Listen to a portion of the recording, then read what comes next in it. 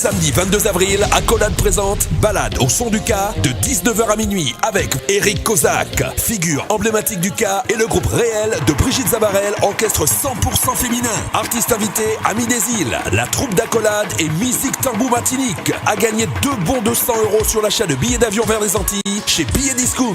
Samedi 22 avril, Accolade vous donne rendez-vous à la salle des fêtes de Villeneuve-la-Garenne, avenue du 8 mai 1945. Billets en vente sur Bizouk. Renseignements 06 15 06 38 76 ou agiaccolade.com. Encore tout le monde rendez-vous à Villeneuve-la-Garenne le 22 avril. Dans toute la avorté comme maturité. Tout le monde là. Boudoum. Guadeloupe, actualité. À l'heure où certains épidémiologistes parlent d'une 10e vague de contamination Covid au niveau national, 19 députés déposent une proposition de loi portant abrogation de l'obligation vaccinale dans les secteurs médicaux. Un texte qui, s'il est voté, devrait permettre de réintégrer les professionnels et étudiants suspendus depuis novembre 2021. À défaut, effectivement, nous aurons eu un nouveau coup de communication réussi pour les politiques. En tout cas, ici en Guadeloupe, la mobilisation des soignants du CHU se poursuit. Ils organisaient une foire dernièrement sur le BIC à résistance. Regardez.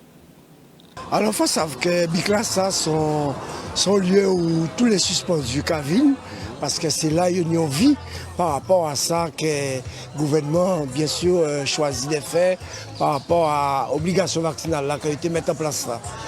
Donc, nous décidons de camper nous ici, dans faire BIC là ici, et mettre en vie en les BIC là ça. Donc, chaque semaine, chaque vendredi, nous avons la santé, nous avons des groupes qui viennent pour garder une vie en les BIC là. Donc, jeudi là, justement, jeudi dimanche, nous avons l'habitude de faire brocante, mais jeudi dimanche, nous avons une association, ou un amphithéâtre qui vient avec nous, qui viennent porter linge pour changer gratuitement. Les gens qui veulent prendre, les gens qui paniquent, qui prennent gratuitement et qui changent. Donc c'est ça, jeudi là, une belle animation, ça a commencé. Donc il y a un bel engouement et les gens qui viennent de plus en plus pour la journée là.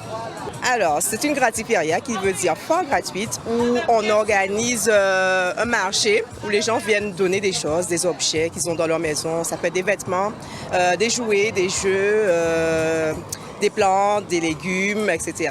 qu'on a dans la maison, qu'on n'utilise pas et on peut donner aux autres gratuitement. Oh oui, c'est très important. On les suit depuis le début. Donc, on a fait pour les soignants qui étaient proches de nous, sur la région du Moule. Et là, on poursuit avec les soignants du BIC du CHU. Mais c'est vraiment important parce que c'est un esprit solidaire. Et ça me tient à cœur particulièrement parce que je n'aime pas, on va dire, tout ce qui est injuste.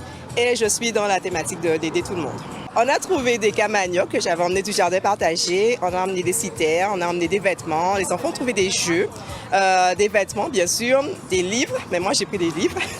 Il y avait un petit peu de tout. Nous toujours Hunter Guadeloupe, donc on continue à donner à son prochain, à son voisin, sa famille, ses amis, qu'on garde cet esprit de partage et de recyclage aussi. Et notez effectivement que malgré l'avis de la Haute Autorité de Santé qui recommande de réintégrer les personnels suspendus, eh bien le gouvernement refuse toujours de tenir parole et effectivement de leur permettre de retrouver leur poste. Les médias, eux, se lancent dans une bataille contre le piratage sur Internet. À l'heure où la plupart des plateformes et chaînes sont payantes, la tentation de se rendre sur des sites de streaming gratuits, de préférence sans abonnement, n'est-ce pas? Eh bien, est de plus en plus grande. Un cadeau parfois empoisonné et un danger pour vos enfants qui peuvent tomber effectivement sur des contenus pour adultes. Et c'est là que ça devient problématique. Regardez. Quand c'est piraté, c'est raté. Le meilleur plan pour regarder les programmes avec toute la famille, c'est encore de les regarder sur les chaînes et les plateformes autorisées. En fait, il y a un risque en consommant le piratage audiovisuel. Aujourd'hui, si je vais sur un site de streaming, ce qu'on appelle les sites de streaming, si je vais sur un site internet qui propose des contenus de manière illégale, je m'expose à des dangers. Alors ça peut être des dangers à la limite très limités. Hein. Enfin, voilà, si je regarde une série qui est doublée en québécois, c'est un petit peu désagréable, mais c'est pas grave. Par contre, on a des dangers beaucoup plus graves avec l'exposition à des contenus pour adultes. Donc imaginez, un enfant regarde la télévision sur une offre piratée, son dessin animé préféré, et hop, en plein milieu du programme, on a un contenu pour adultes. Imaginez les dégâts que ça peut faire. Et ça peut arriver sur des offres illégales de télévision. Et puis, certaines offres sont payantes. Et là, je vous parle pas de la carte bancaire.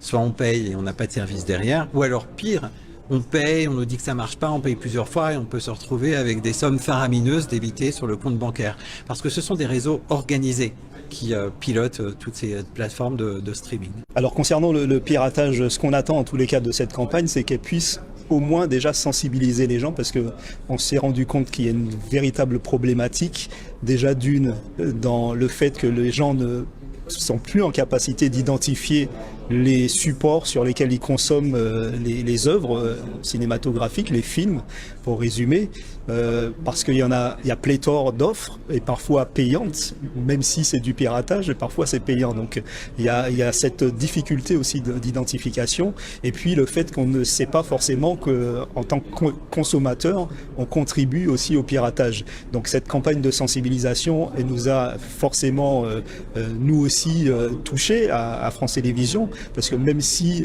nous n'avons pas de contenu payant sur France Télévisions, mais pour autant on investit beaucoup aussi dans le cinéma. Alors on a des moyens pour lutter contre le piratage, des moyens technologiques avec une veille en permanence. On est sur Internet, donc nous la première étape c'est de faire en sorte que on puisse détecter ces sources de piratage, et ensuite on a aussi bien des armes juridiques en portant plainte contre ces pirates, mais également en bloquant certains flux lorsqu'ils sont diffusés de manière illégale. Et donc ces acteurs du piratage peuvent être aussi bien des acteurs des réseaux qui sont situés à des milliers de kilomètres d'ici, mais peuvent également être situés sur nos territoires, avec l'exemple récemment en Martinique d'un jeune qui a été arrêté, qui a même fait de la prison parce qu'il revendait et il faisait de l'argent sur ces offres de télévision pirates. Mais qu'on se le dise, cette bataille est très loin d'être gagnée, sachant que quasiment rien ne peut arrêter le stream gratuit, enfin pas tant que les hackers défendront l'idée effectivement d'un Internet libre d'accès, puisque c'est pas tout le monde effectivement qui a les moyens de s'acheter certains programmes. Et on se rend à Saint-Claude pour la visite du président de région Harry Chalus, l'occasion pour la municipalité de faire le point sur les projets en cours financés par la collectivité majeure, mais aussi les réalisations à venir. Le reportage d'Olivier Félix.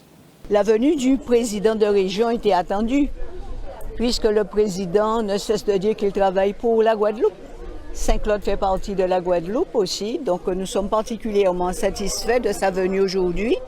Cela nous a permis de faire le point sur les financements, sur les projets déjà financés par la région Guadeloupe, mais aussi les projets à venir et pour lesquels nous sommes particulièrement satisfaits de la réponse obtenue par le président de région.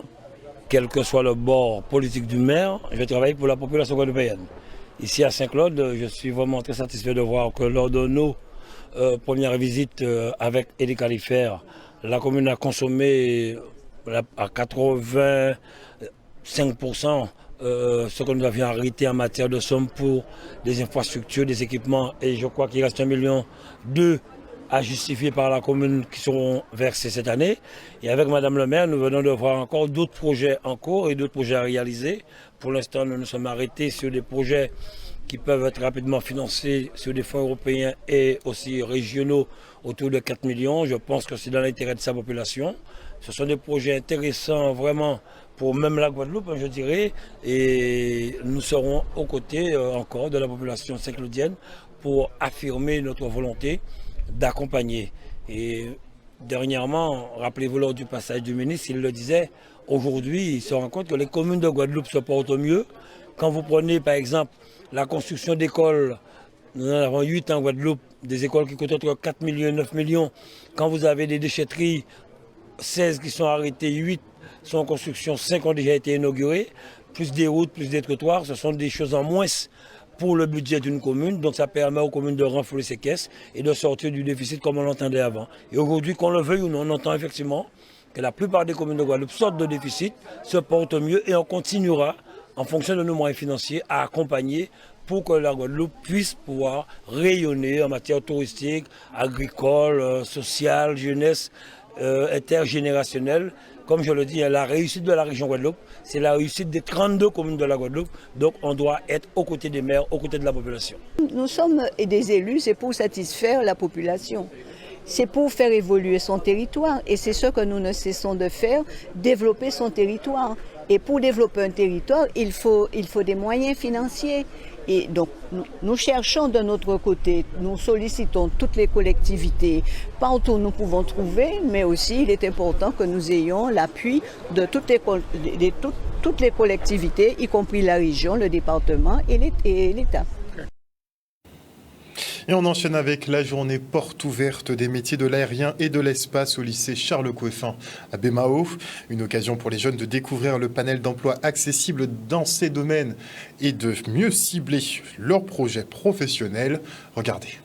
Franchement, ce matin, je suis contente pour une deuxième édition. C'est vrai, c'est la première fois que je participe, mais je suis fière de voir que c'est un groupe de Guadeloupéens qui ont pris cette initiative en partenariat avec le lycée Charles Coeffin pour mettre en place des formations parce qu'aujourd'hui, on constate que nos jeunes, ils sont demandeurs. Et je peux vous dire qu'en Guadeloupe, il y a des pépites et cette journée, ce sera peut-être, je dirais, le moment clé pour que ces jeunes puissent vraiment prendre une décision définitive accompagnés justement de leurs parents. Nous avons décidé de mettre en commun nos connaissances, nos compétences pour pouvoir justement présenter et faire connaître au grand public et aux jeunes aussi tous les métiers qui existent dans l'aérien. Dans l'aéronautique, on va avoir le métier de pilote, de contrôleur aérien, on va avoir tout ce qui est maintenance aéronautique. Donc des métiers accessibles aux hommes comme aux femmes, on ne fait pas de différence. Il suffit juste de vouloir, d'avoir envie, d'être motivé et de venir nous rencontrer. C'est vrai que parler avec les personnels navigants, etc., ça a permis de plus m'éclairer sur mon orientation. Donc ça aide beaucoup. Moi j'aimerais bien faire pilote de ligne. Après c'est vrai que de ce que j'ai vu, la marine, ça commence un peu à m'intéresser et aussi l'armée de l'air. Donc, voilà. La région n'hésite pas d'accompagner ces jeunes au niveau de la formation professionnelle parce que la preuve en est, nous avons accompagné quand même 22 parcours pour l'année 2021-2022 à hauteur de 10 000 € par année et par stagiaire. Donc je dis que la région a sa part aussi tout à fait dans cette formation aux côtés des jeunes. Les métiers en général sont ouverts de 16 à 30 ans, que vous ayez le bac ou même un brevet ou même pas de diplôme. Tant que vous êtes motivé, nous, il n'y a pas de souci, on vous embauchera. Et on part maintenant pour la remise du prix Carbet des lycéens 2023. Et cette année, les jeunes ont sélectionné l'ouvrage de Sherry Jones et D'un seul bras, La sœur balaie sa maison comme lauréat. Regardez. En tant que présidente, je suis très émue aujourd'hui de pouvoir avoir l'opportunité de proclamer le prix Carbet des lycéens 2023, donc qui est Sherry Jones et D'un seul bras, La sœur balaie sa maison. Il représente vraiment l'universalisme de la planète, c'est-à-dire des violences qui aujourd'hui sont malheureusement beaucoup accrues. Il y a des incestes, des viols, des harcèlements aussi sur mineurs, des vols aussi. Et cette autrice a su représenter correctement le fait qu'il n'y a pas que du bon dans les Caraïbes, que ce n'est pas que des paysages idylliques, des îles magnifiques. Il y a aussi des problèmes qu'il faut vraiment relever. Il faut sensibiliser les élèves ou même tout le monde par rapport à ça. Et c'est important de nos jours. Très belle édition qui avait 5 ouvrages en compétition. C'est l'ouvrage de Sherry Jones qui est une autrice barbadienne qui a obtenu le suffrage de ce jury lycéen dans une ambiance qui est extrêmement palpitante et intéressante parce que, bon, d'une part, les lycéens avaient lu les ouvrages, ils en ont discuté, ils n'étaient pas tous d'accord surtout, mais ils en ont débattu, ils ont échangé. Et je crois que bon, ils ont fait preuve d'une grande maturité et d'une grande pertinence intellectuelle. C'est vraiment une opportunité grande parce qu'aujourd'hui, la jeunesse, elle est assez mal représentée donc, ou mal valorisée, je ne sais pas. Mais en tout cas, ça prouve aujourd'hui que les jeunes sont là, qui sont prêts à lire, à se cultiver et à s'éduquer aussi parce que c'est un fait d'éducation. Dès lors qu'il s'agissait de me retrouver aux côtés de la jeunesse, de l'accompagner, de l'aider, j'ai accepté, bien que je ne sois pas littéraire de formation. Et c'est pourquoi l'expérience pour moi a été très très enrichissante. Ils ont animé leur débat, ils ont organisé le vote. Et donc, c'est le fruit de leur propre expérience. Et de ce point de vue, c'est particulièrement intéressant et riche. Et pour parler littérature, je reçois maintenant Hervé Chopin, des éditions Hervé Chopin, justement, dont vous êtes homonyme. Bonsoir, monsieur Chopin. Bonsoir. Alors, vos éditions, donc, votre boîte d'édition qui consacre plusieurs collections d'ouvrages consacrés à la Guadeloupe. Pourquoi? D'où vient cet amour pour notre île? Eh bien, écoutez, c'est une histoire d'amour qui dure depuis 25 ans. C'est peut-être la raison de ma venue, c'est parce qu'on célèbre cette année les 25 ans de cette histoire d'amour entre les éditions Hervé Chopin et les Antilles en général et la Guadeloupe en particulier. Il y a 25 ans, on a publié notre premier livre sur la Guadeloupe qui était Guadeloupe d'antan. Un recueil, un petit recueil, sans beaucoup de prétention à l'époque, avec des cartes postales anciennes, donc tout le patrimoine, la Guadeloupe en temps longtemps. Et ce livre a rencontré un grand succès et j'aime à dire que c'est vraiment le début de la maison d'édition puisque la maison est née ici, finalement outre-mer, et elle s'est développée ensuite en métropole et ailleurs. On peut voir à l'image que vous avez effectivement aussi édité l'anthologie du sport guadeloupéen. Oui, tout à fait. Alors ça, c'était une demande de la région de mettre en avant les sportifs guadeloupéens parce que de tous les départements et territoires d'outre-mer, je crois que la Guadeloupe est celle qui a le plus grand nombre de très grands sportifs. À terre de champion. Terre de champion, tout simplement. Et Harry Méfon, qui a dirigé l'ouvrage, en plus a une approche très sociologique du sport à travers l'histoire, à travers la géographie. Et c'est un livre qui, au-delà des images qu'elle présente et des souvenirs qu'on a plaisir à feuilleter, il y a vraiment une approche sociologique qui est intéressante. Alors, plusieurs collections qui sont disponibles. Vous nous avez parlé de la collection Images d'antan. Donc oui. Vous avez étoffé finalement? Oui, on a étoffé la collection Images d'antan, d'abord Guadeloupe d'antan, ensuite il y a eu les scènes des Antilles. Alors Guadeloupe d'antan, la toute première édition, c'était quelques commentaires que j'avais écrits moi-même, et puis on s'est dit, devant le succès des images, plus que des commentaires, on s'est dit qu'il fallait quand même prêter ces images à une plume un peu plus sérieuse, et donc on a sollicité Gisèle Pinault, qui nous a fait le plaisir de rédiger des textes, des textes un peu plus étoffés. Ensuite, Ernest Pépin nous a livré un Scène des Antilles en longtemps. On a fait un petit recueil de photos également anciennes sur Basse-Terre et Pointe-à-Pitre. Mais surtout, ce qui est intéressant, c'est que cette collection qui est née ici, on l'a déclinée en métropole depuis 2004 et il y a aujourd'hui 130 titres. Et c'est vraiment notre collection phare en livres illustrés. Qu'est-ce qui plaît autant avec ce type d'ouvrage? Je crois qu'il y a une nostalgie. Alors, pour le grand public, il y a une nostalgie parce qu'on voit l'église où on a été baptisé, on voit la rue de l'école où on est allé, on voit la rue où il y avait ses parents, on voit la première plage où on s'est baigné. Et puis, il y a aussi tout le décorum. Et puis, ce qui est très agréable pour nous en tant qu'éditeurs, c'est qu'on n'avait pas tous ces problèmes de droit d'image. À l'époque. Et donc, voilà. Mais il n'y avait pas autant d'images. Il n'y avait pas autant d'images, c'est vrai, et les moyens de diffusion étaient un peu différents, je vous le concède. Mais c'est vrai que le fait de voir les gens sourire, et puis le photographe venait, il faisait une photo, il faisait une plaque, donc les gens posaient devant une boutique, devant une place, et tout le monde avait le sourire, et on se réunissait pour la photo, et quelquefois les cartes postales étaient éditées à 10, 20, 30 exemplaires. Et contrairement aux collections de timbres, les collections de cartes postales sont un peu particulières parce qu'on ne sait pas combien il y a eu de cartes postales. Donc quelquefois on trouve un trésor dans une brocante quelque part, et c'est vrai que je crois que c'est ça aussi qui fait plaisir aux gens. Ça donne un petit peu de bonheur, des petits carrés de noir et blanc qui donnent du bonheur. Alors hormis effectivement cette collection d'antan, il y a la collection Monuments historiques. Oui, Monuments historiques, parce que c'est un peu une marque de fabrique de la maison aussi. Et c'est vrai que quand on est arrivé, quand on a découvert la Guadeloupe, il y a 25 ans maintenant, on s'est dit, mon Dieu, mais quel patrimoine au pluriel, je reviendrai, mais quel patrimoine. Et il n'y avait pas vraiment à l'époque d'ouvrage pour mettre en valeur, pour mettre en lumière ce patrimoine, ou plutôt ces patrimoines. Et en tout cas, quand on parlait de patrimoine à l'époque, on parlait de bâti. On parlait d'une église, on parlait de la préfecture, on parlait de la mairie, on parlait d'un marché éventuellement. Et encore, est-ce que c'était vraiment du patrimoine? Et aujourd'hui, on a vraiment enrichi cette notion de patrimoine avec tous ces patrimoines bâtis, bien sûr, mais aussi l'archéologie, et aussi, et surtout, j'ai envie de dire, l'immatériel et le naturel. et la Guadeloupe, avec le chant, avec la danse, avec le Gros-Cas, avec plein de choses, et avec son patrimoine naturel, évidemment, on ne peut pas se limiter au bâti. Donc on a produit ce livre avec les services de la Direction des Affaires culturelles de Guadeloupe, monument historique de la Guadeloupe, et avec le soutien de la Fondation Clément.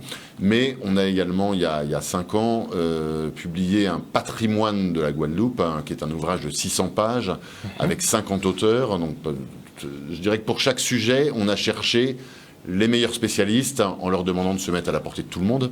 Il y a 1000 notices, il y a 1600 photos qui ont été réalisées spécialement. Et grâce au soutien de la Fondation Clément, on peut proposer ce livre à 25 €, ce qui était vraiment un enjeu, parce qu'une somme comme ça, c'est presque une encyclopédie, et vraiment notre volonté, c'était de pouvoir le rendre accessible à tous. Et ce livre a rencontré le succès qu'on attendait, et je pense qu'il méritait. Patrimoine, et puis il y a les déclinaisons, il y a la Réunion, il y a un peu toutes les îles. Il y a la Réunion, il y a la Martinique. Oui, alors on est très antillais. Mais on s'ouvre à l'océan Indien depuis 2 ou 3 ans, et on produit également un patrimoine de la Nouvelle-Calédonie en fin d'année. Hormis effectivement toutes ces collections, il y a des collections bien spécifiques effectivement sur la Guadeloupe, mais après vous proposez tout un panel d'ouvrages. En fait, la Guadeloupe, c'est toutes les coutures. Au niveau médical, avec les plantes médicinales, j'ai vu, il y a un peu tout. Oui, alors, mais il y a toujours un lien avec le patrimoine. Vous parlez de Flore médicale des Antilles. C'est un vieux livre du XVIIe siècle, enfin en 6 volumes. Et on a été chercher les archives. C'est pas un livre de pharmacopée, c'est vraiment la reproduction d'illustrations du XVIIe qui sont assez exceptionnelles. J'en parlais pour le sport tout à l'heure. Il y a toujours cette approche sociologique et patrimoniale. Donc, quels que soient les livres qu'on fait, on essaye qu'ils donnent quelque chose et qu'ils laissent quelque chose. Alors, j'ai envie de poser une question. Ces ouvrages sont plutôt à destination de qui? De la population, des populations antillaises, pour qu'elles aient une meilleure appréciation de leur environnement, ou bien à destination des populations hexagonales qui ont beaucoup d'a priori et une vision assez réductrice justement de notre archipel, par exemple? Alors je vais vous dire les deux. En premier lieu, pour la population locale, parce que je vais reprendre une vieille expression en disant que les cordonniers sont les plus mal chaussés, mais les Guadeloupéens, comme les Bretons, comme les Basques, comme d'autres, n'ont pas forcément conscience de la richesse patrimoniale qu'il est à leur. Et le patrimoine, ce ne sont pas que des bâtiments, c'est aussi un cadre de vie. Et ça, c'est important de le rappeler. Donc tous les ouvrages qu'on produit, qu'on publie, c'est vraiment d'abord pour la population locale. Et c'est pour ça qu'on demande toujours à nos auteurs, fussent-ils des experts en leur domaine, d'avoir un langage qui soit adapté à tout le monde. Mais c'est aussi, et c'est une force qu'on a dans la maison, c'est d'avoir une très bonne diffusion, distribution en librairie ici en Guadeloupe, en Martinique, à La Réunion, en Nouvelle-Calédonie, mais aussi, et j'allais dire surtout, en France hexagonale, parce que c'est quelquefois ce qui manque à certains confrères. Et donc ça permet d'abord à toute la diaspora, parce qu'il ne faut pas oublier qu'il y a autant de Guadeloupéens en métropole qu'il y en a ici. Donc à toute la diaspora de retrouver nos livres partout, et aussi à l'Hexagone, enfin aux Français de l'Hexagone, de découvrir la Guadeloupe en dehors de ses plages. Et je ne méprise pas les plages, loin de là. Mais il y a tellement à découvrir. Justement, c'est un peu réducteur. Tout à fait. C'est réducteur. Et quand on me dit qu'est-ce qu'il faut voir en Guadeloupe, je lui dis mais il y a combien de temps pars-tu? Mais il y a tellement de choses à voir en Guadeloupe. Tu n'auras jamais le temps. Alors j'offre le patrimoine de Guadeloupe et je lui dis regarde, il faut que tu ailles passer 1 an, sinon c'est pas la peine. C'est vrai qu'il y a énormément de choses à découvrir. Donc est-ce qu'on peut dire que finalement les éditions Hervé Chopin sont spécialisées en Guadeloupe, dans le domaine guadeloupéen? Spécialisé, oui, c'est presque 1/3 de notre activité. On est maintenant plus développé en France hexagonale, mais grâce aux collections qu'on a créées aux Antilles. Mais oui, on fait partie des éditeurs, je pense, qui comptent en Guadeloupe, et j'en veux pour preuve que la plupart des collectivités nous sollicitent pour publier tel ou tel ouvrage sur différents sujets. Et est-ce que vous éditez des petits auteurs qui s'intéresseraient à la Guadeloupe et éventuellement qui pourraient faire ce genre de production, c'est-à-dire recenser un peu tout ce qu'il y a, tout ce que la Guadeloupe a à offrir? Voilà, on est attentif à tous les projets qui se présentent. Simplement, on a toujours besoin d'une caution scientifique. Et ça, c'est très important parce qu'on reçoit, vous imaginez bien, beaucoup de manuscrits. À partir du moment où on est bien diffusé, on est un éditeur national, on est parmi les 100 premiers éditeurs nationaux, on est très sollicité. En revanche, pour la littérature, il faut qu'il y ait une plume, il faut qu'il y ait une rencontre avec un texte, il ne faut pas seulement qu'il y ait un sujet. Et pour tout ce qui a trait au patrimoine, à l'art contemporain, etc., il faut qu'il y ait une caution scientifique. Et on a beau adapter son discours au plus large public, il faut qu'on sache de quoi on parle. Dans tous les cas, donc caution scientifique. Plume plus caution scientifique. Voilà, quand on a les deux, c'est l'idéal.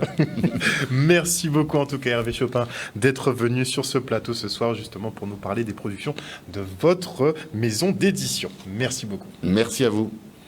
Et on se rend au Palais de la Culture Félix Proto aux Abîmes pour une projection débat du film Zépon, réalisé par Gilles Di-Cozac. Ce long métrage raconte l'histoire d'un parieur qui joue sa fille sur un combat de coq, une œuvre sur la transmission et la difficulté de porter certains héritages. Regardez.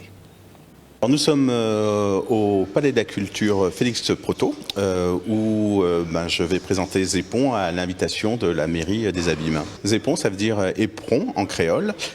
C'est en fait les ergots artificiels qu'on rajoute sur les ergots des coqs qu'on coupe, parce que en fait, le film se passe pas mal dans l'univers des combats de coqs. Et on pourrait le résumer ainsi: à la suite d'un pari, un homme joue sa fille sur un combat de coqs. Voilà, en fait, ce film est sorti il y a un petit peu moins d'un an et il continue sa vie. Voilà, et là, j'ai effectivement cette belle occasion de présenter le film dans cette salle avec du public et puis faire une rencontre avec le public. Alors le message que doit faire passer mon film, c'est pas à moi de décider. Après, moi, j'ai raconté une histoire et je suis curieux de voir comment les gens vont la prendre. Alors indépendamment en fait de ces histoires cet univers des combats de coqs, en fait le Zépon, ça parle aussi de la transmission entre générations et aussi en fait qu'est-ce qu'on fait en fait d'un héritage familial qu'on n'assume pas forcément. Premier objectif, faire sortir les gens de chez eux, les emmener au cinéma imprimodique et puis faire connaître aussi le cinéma antillais. Nous avons visionné le film, il est très bien. Je pense qu'il va parler aux spectateurs. Et nous avons aussi, après chaque film, nous avons un débat avec des spécialistes dans leur domaine. Aujourd'hui, la thématique, c'est les jeux traditionnels et l'addiction. Donc nous avons pour cela le réalisateur bien entendu, mais nous avons aussi le sociologue Franck Garin qui va venir débattre un peu avec les spectateurs. Alors ce qui est intéressant, c'est que les gens, après avoir terminé, après avoir regardé le film, il y a un prolongement du film et on peut discuter autour dans un débat tout à fait bon enfant et convivial. À travers le film de Gilles Di-Cozac, il est à mon avis cette forme de prévention dont on a besoin. Le jeu est dans la nature de l'homme. Le jeu, le hasard, l'aléa font partie de la constitution même de l'homme, de son rapport au réel, mais aussi à ce qui est immatériel, quoi qu'on dise. Cela demande d'être maîtrisé, cela demande d'être contrôlé dans une certaine mesure. Et on part maintenant pour la 68e édition du Run Trophy à Goyave. Et félicitations à Fabien Grappin, vainqueur de la catégorie ET Pro A. Il a explosé le chrono et ses adversaires en pliant les 400 mètres de bitume en 9,02 secondes. Il était à 2 doigts de battre le temps d'homologation de la piste qui est de 9 secondes. S'il l'avait battu, plus de piste. Il aurait fallu refaire l'homologation carrément. En tout cas, un vrai record avec une voiture 100% électrique, mais pas n'importe laquelle. Il s'agit d'une Tesla X-Plaid. Ça coûte bonbon, dans les 150 000 € quand même, hein, mais ça marche bien, ça carbure. Sans carburant, regardez.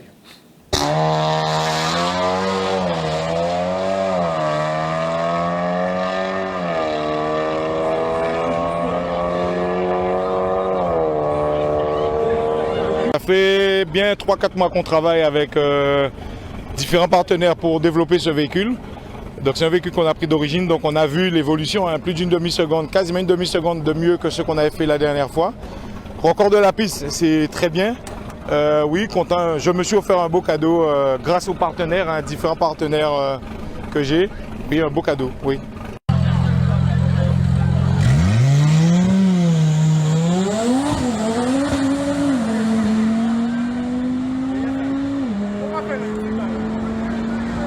On a eu des petits soucis techniques et malheureusement on a essayé de régler avec notre équipe, mais le temps était trop juste ici parce que nous sommes venus cette année avec 3 véhicules et donc la priorité était surtout pour montrer d'autres véhicules de la Martinique, mais on va régler tout cela et on sera là. C'est un peu ce qu'on recherche, hein. On a des jeunes qui arrivent et qui ont les dents longues et c'est bien pour le sport. Vous savez, les records sont faits pour être battus et honnêtement, ce jeune homme a bien travaillé. Il a fait un score de 9,69 qui est très bien et je l'encourage sincèrement à continuer parce que des jeunes comme ça qui en veulent, on sait que ça coûte cher, il n'y en a pas beaucoup.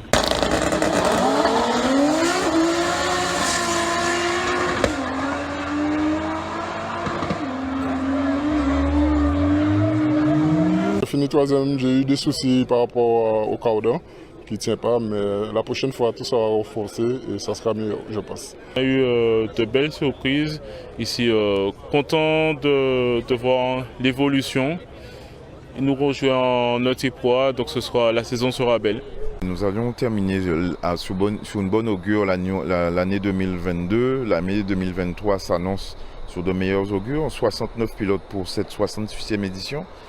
Nous-mêmes, on a été surpris de l'engouement qui a été pour cette édition-là. Et on a été surpris sur beaucoup de points. Et on devra revoir un certain nombre de choses. Et il y a beaucoup de choses qui vont changer. Il y aura des contents, pas contents. On a pris des risques sur cette 68e. Je pense qu'on n'aurait pas dû, mais j'assume. J'assume les risques qui ont été pris, c'est-à-dire en termes dans la durée du temps. Donc on va tirer les conséquences de tout ça. On est content quand même qu'il y a eu la 68e, c'est terminé. Tard, très tard, trop tard. Et voilà. Et on parle nautisme maintenant, puisque la région présente la 2e édition du défi atlantique entre la Guadeloupe et La Rochelle. Ce défi atlantique, déjà, c'est bien pour montrer tout le potentiel qu'a la Guadeloupe en matière d'économie bleue, de croissance bleue. C'est l'unique course transatlantique au départ du nid de la Caraïbe. Mais je veux dire que ce n'est pas qu'une course. C'est bien mettre en valeur tout le potentiel nautique de la Guadeloupe. Déjà, cette course, elle part de Pointe-à-Pitre, elle va longer toutes les côtes de Basse-Terre, elle va remonter au Sainte, elle va passer devant Marie-Galante, elle va partir vers la Désirade. Ça montre que nous avons un bassin nautique qui est extraordinaire et nous voulons le faire savoir. Nous voulons déjà attirer donc tous ces voileux qui sont autour de nous et qui peuvent venir profiter toute l'année de ce bassin nautique. Mais nous voulons aussi, avec le village de la croissance bleue que nous installons à cette occasion, montrer tout le potentiel d'emploi et d'activité économique autour de la mer, autour du littoral. La région aménage des plages, mais la région aussi accompagne les acteurs. Autour d'un bateau, vous avez de multiples emplois. Cette opportunité qui nous est donnée à travers ce défi atlantique va nous permettre de mettre en valeur la dimension économique avec la croisière qui est une activité, la dimension touristique, la dimension aussi universitaire, parce que n'oubliez pas qu'à la Fouillole se déroulent des programmes de recherche sur la biologie marine, sur l'excellence environnementale, la dimension sociale aussi, puisque Pôle emploi y prendra part pour faire du job dating, pour que nos jeunes commencent à penser que la mer offre des opportunités d'emploi. Donc oui, autour de ce défi atlantique, c'est une magnifique opportunité qui est donnée à la ville. Là, il n'y a qu'une seule classe, hein, ce qu'on appelle la classe 40. Donc c'est des bateaux de 12 mètres 30 qui ont participé à 99% à la route du Rhum. Des participants, il y en a pas mal qui ont couru la route du Rhum. Ça leur permet de ramener leur bateau en équipage, parce que c'est une course en équipage, ou en double, ou à 3 ou à 4. Et donc il y a tous les skippers, principalement qui ont fait la route du Rhum, à part Johan Richaume, qui l'a gagné, ils sont là. Et donc on peut on peut s'attendre à une belle bagarre sur l'eau. Ils ont tous une revanche à prendre. C'est un peu spécial pour moi parce que c'est ma première course en tant que skipper de ce bateau. Ma première course sous les couleurs d'Everial aussi. Alors, la deuxième avec la Caribbean 600 qui avait lieu à Antigua. Je découvre le classe 40 et ce bateau qui est flambant neuf. Donc l'idée c'est avant tout de bien comprendre le bateau, beaucoup travailler dessus. On est 4 à bord pour vraiment pouvoir beaucoup travailler. Voilà, c'est une transat de travail pour être le plus performant sur la suite de la saison et surtout la transat Jacques Vabre. Voilà un petit peu les objectifs, c'est aussi de ne pas l'abîmer, c'est un bateau tout neuf, un peu fragile. On va faire des optimisations en arrivant en France, donc pour que tout se passe bien dans les meilleurs délais, il ne faut pas le casser pendant cette transat. Outremernews.fr, le site de l'actualité Outre-mer, 24 heures sur 24 et 7 jours sur 7. Retrouvez la chaîne Outremer News sur YouTube.